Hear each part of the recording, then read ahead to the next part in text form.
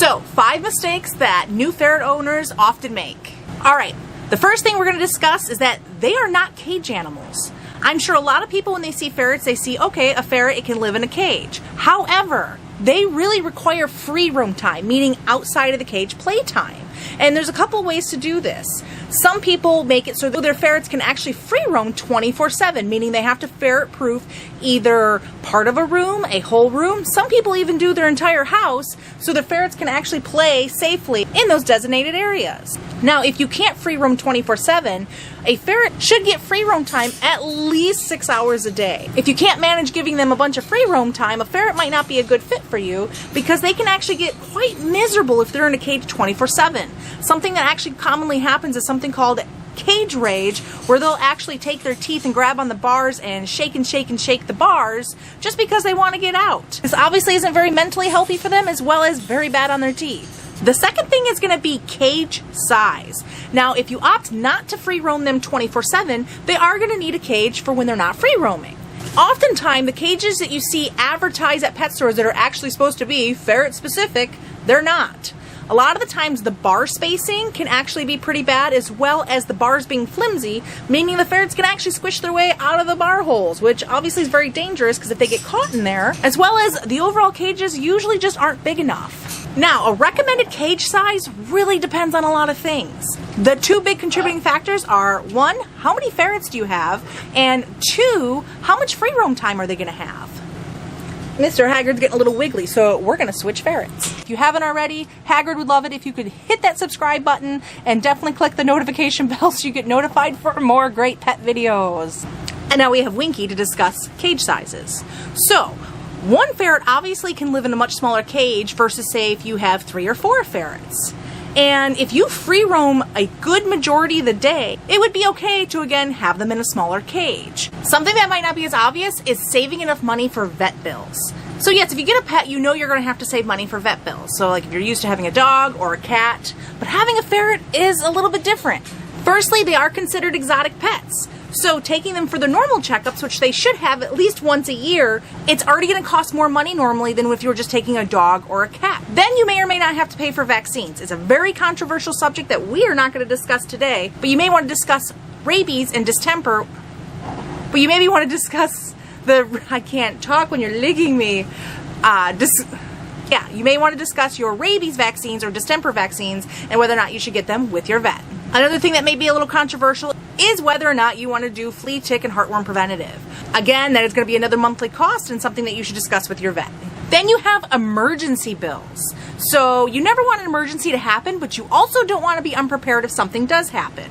Some things that are common in ferrets are blockages. Ferrets are very inquisitive and get into lots of different things, meaning they can also ingest a lot of things they shouldn't, which can end up with a blockage, which could end up leading to surgery to remove the foreign item. Now, you're probably saying, Liz, you told us that we should have free roam ferrets. So if it's so dangerous to them, why not just keep them in their cages, right? Wrong. While keeping a ferret in their cage may protect them from some things, there's just as many dangers inside of a cage. So you should have some type of sleeping area, so a bed or a hammock in the cage, and again, they can actually chew and ingest that, which can cause a blockage. And it's a miserable life for a ferret to live their lives 100% in a cage, and that's not really fair to them. Now, other things that may be costly, I've spoken about in a lot of my videos, because Creature here is basically a walking advertisement for ferret problems, like no kidding. So he's about 7 or 8 years old, and he's had adrenal disease, he's had insulinoma, he had a tumor on a leg, which resulted in the amputation of that beautiful back leg, as well as a tumor inside of his ear that had to be removed. So he has cost us thousands of dollars. I feel like I'm on repeat because I say this all the time, but I really just want to warn people, it's good to have a good savings for ferret bills because so many things can just happen, and it's unfortunate, but they're very prone to tumors and bad things, and oh, I know. Definitely our cuddliest. The next thing is that ferrets can eat non-meat items.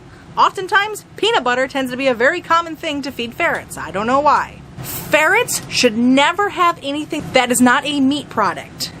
Ferrets are obligate carnivores. There's no rebuting that. So, I've shown their teeth many times. So, sharp canines, I can't show you their digestive tract, but the way their digestive tract is made is meant to eat meat. Raw meat is the best, but at the very least, if you can't do raw meat, you have to do a kibble that is very high in protein. So that means no peanut butter, no milk, no bread. I've seen people giving them fruits and vegetables, which is no, no, no, please don't. Another common mistake a lot of people make is that ferrets can get along with other pets. Now, while we obviously have a multi-species household because we have the birds, we have ferrets, we have dogs, and we have a cat, so obviously it's doable, but they should not be friends.